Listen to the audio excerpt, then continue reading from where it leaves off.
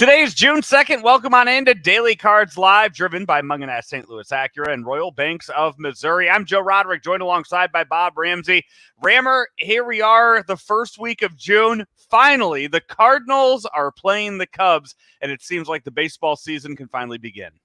Moreover, it's Wrigley in June, and there's no place I'd rather watch a baseball game in June than Wrigley Field. I love it there. Cardinals, Cubs, and Wrigley. It should be federal law. I will be at the doubleheader on Saturday, and that'll actually be the first time that I am stepping into Wrigley Field since I believe 2015. I was there for the playoff series in 2015 when the Cubs knocked off the Cardinals.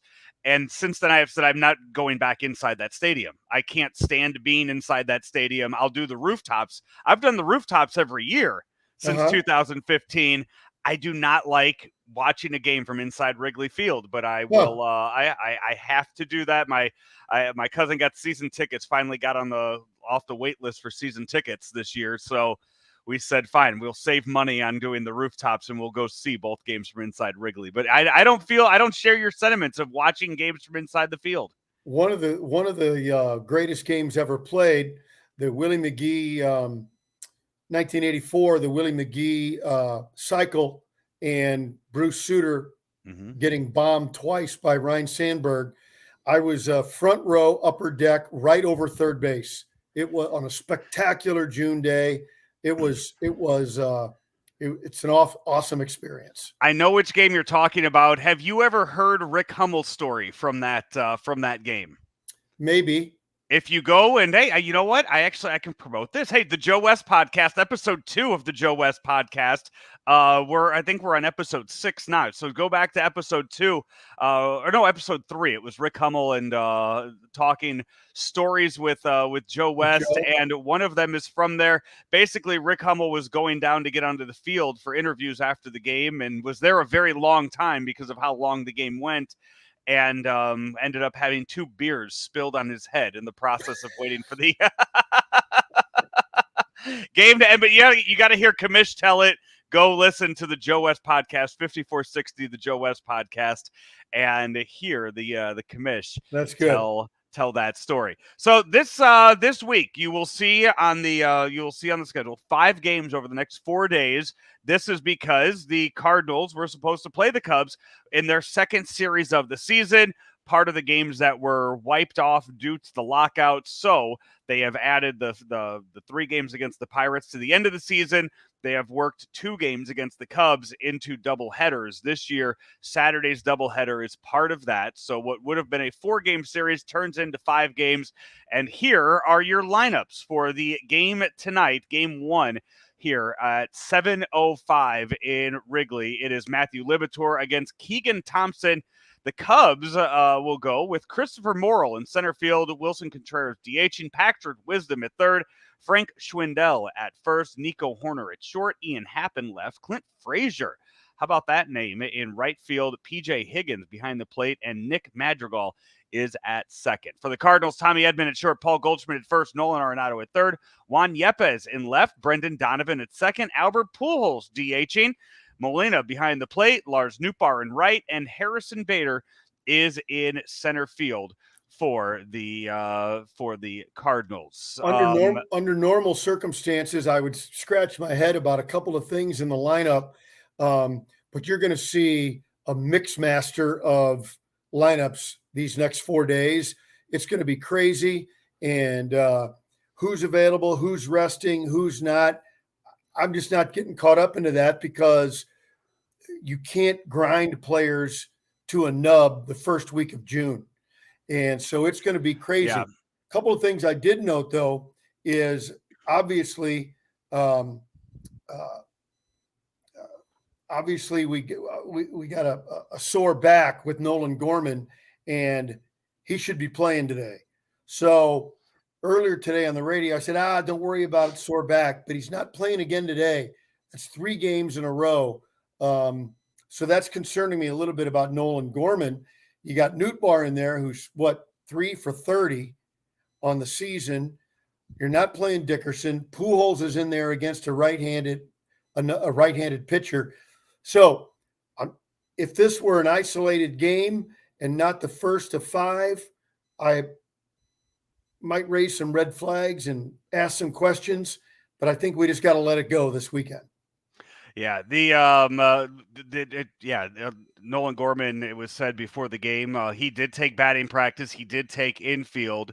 He has been feeling better each and every day, but Ali Marmol has said that they not starting him tonight, to be determined if he'll be able to hit tonight, but there has been discussion of putting him on the injured list, which right now, though, would be retroactive to Memorial Day. Yeah. So at least if you put him on the IL, you're only putting him on there for 7 days right now instead of the 10.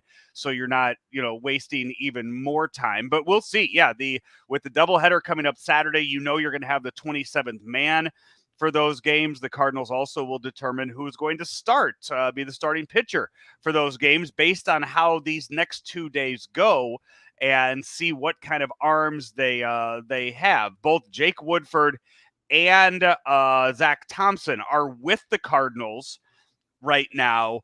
And you have Packy Naughton, you have Palante, you have Woodford, you have Thompson, you have a lot of different names that can start games for you. But what you really need is for Libator and Michaelis to get you through the 6th inning these next 2 days to make things so much easier on your bullpen. At least the 6th. At least the 6th. Mm. It's going to be a real challenge. And the doubleheader roster rule is a good one.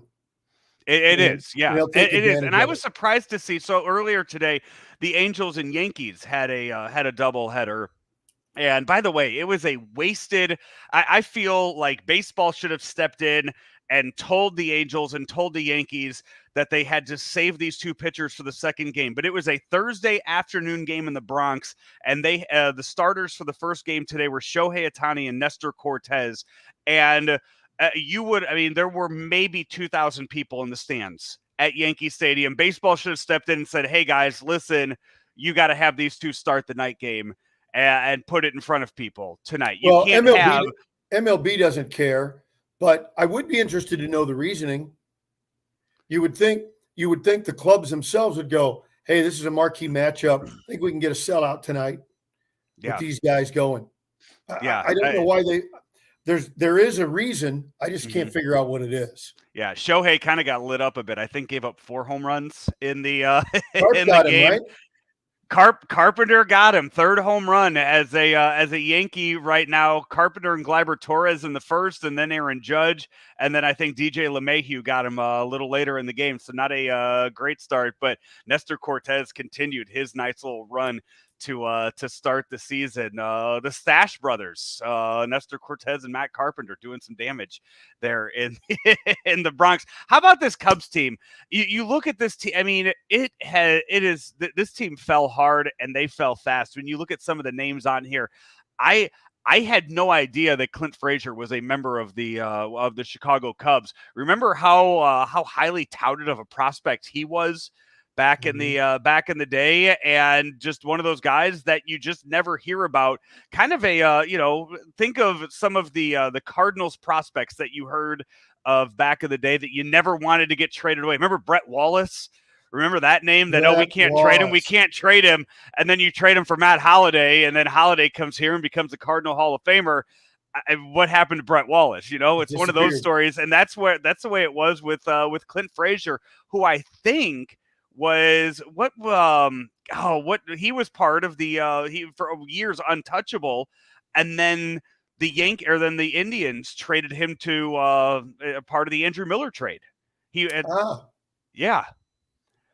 When you look at their lineup, they still have Contreras.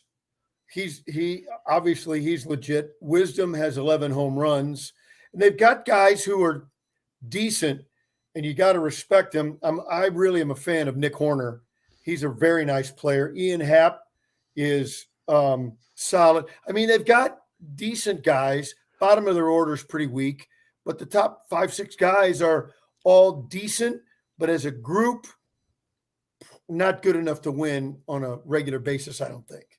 Rammer, they're not a good team this year, but 5-game series. I cannot sit here and justifiably say the Cardinals need to sweep the series. I just can't do it. But What? 4 out of 5. I'll be happy. 4 out of 5. I need to see 4 out of 5 this weekend up in Chicago. I'll take 3 out of 5 because if you're up there on Saturday, they're going to ask you to pitch because they're going to run out of guys. I'm good for an at bat, but on the mound, I'm giving up way too many to Waveland. That's what would be happening if we were. Yeah, I think I'll have to double check again. I think the wind's blowing out. I think both pitching staffs are going to be shell shocked when it's all over. Hey, this has been Daily Cards Live here on ClaibsOnline.com. Brought to you by Royal Banks of Missouri and Munganast St. Louis Acura. Head on over to stlouisacura.com and see the inventory that they have there on site at 13720 Manchester Road. And you can also do some of your shopping there at stlouisacura.com. The nation's only 30-time Acura Precision Team winner. And your home for Acuras here in St. Louis. That is Munganast St. Louis Acura.com. We'll be with you early tomorrow. It's the staggered start times for this series. They are all over the place. And as Rammer said, just pay no attention to what the lineups are this week. 5 games in 4 days, just all over the place with national TV games on Saturday night and Sunday. So it's the schedule is all over the place for Cubs and Cardinals. Enjoy the games this week. For Bob Ramsey, I'm Joe Roderick. We'll talk to you tomorrow. From our roots in St. Louis, Royal Banks of Missouri is branching out to continue serving you with our locations in St. Charles, Jerseyville, Granite City, and now in Hannibal, Center, and New London. Royal Banks of Missouri, the community bank in your community.